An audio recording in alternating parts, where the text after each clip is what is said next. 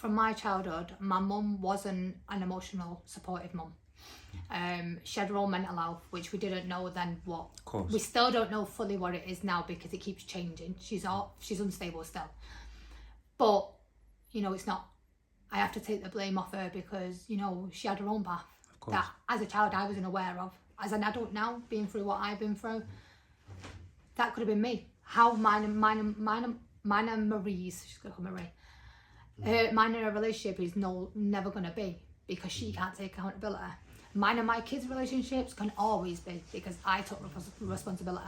I corrected my triggers and my behaviours that was impacting on my children to make sure then that I builded them bonds and made sure I was there.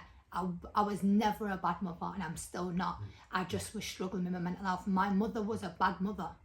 And I'll say that clearly, and I don't care about other people's opinion because people say, oh, they weren't a bad mother, they were just going through their path, they were struggling. No, because I begged that woman to not let me go to this place where she was taking me, which was my abuser's home. I was a teenager. I tried to hang myself. I wrote a letter telling her that I was being abused by this person who was being, and I'll say it was a brother. So we've been to court, I'm not bothered. So I wrote a letter and tried to hang myself as a teenager. I used to sit out window and think about jumping out to kill myself. She knew all this. And that letter disappeared. She never mentioned, she never hugged me.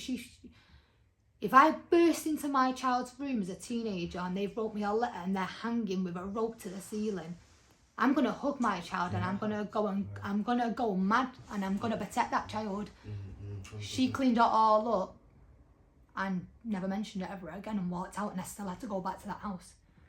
So that, to me, she was a bad mum because she carried on putting me in that situation.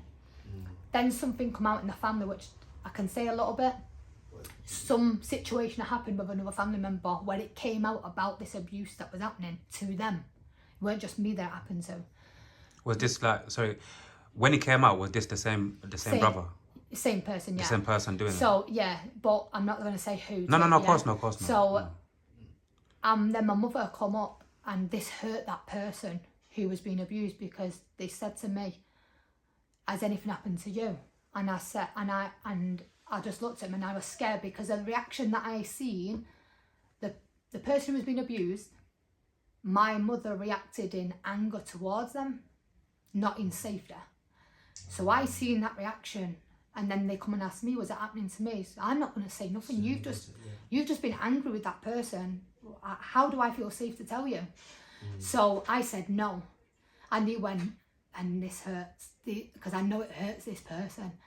They said, I'm glad it's not happened to you because I'm glad I would have been more mad if it happened to you. Rah, that hurt because that person who it's happening to, I love them. You're meant to love them the same. Why are you not bothered? So that person who has been abused, that hurt them a lot. And then they went off the rails in their life then. I went more off the rails then. They hit my mother in the end and then moved out. You know, with me, I carried on going off the rails, then I turned to drugs. I turned to alcohol. So there's a thing that happens like, my dad was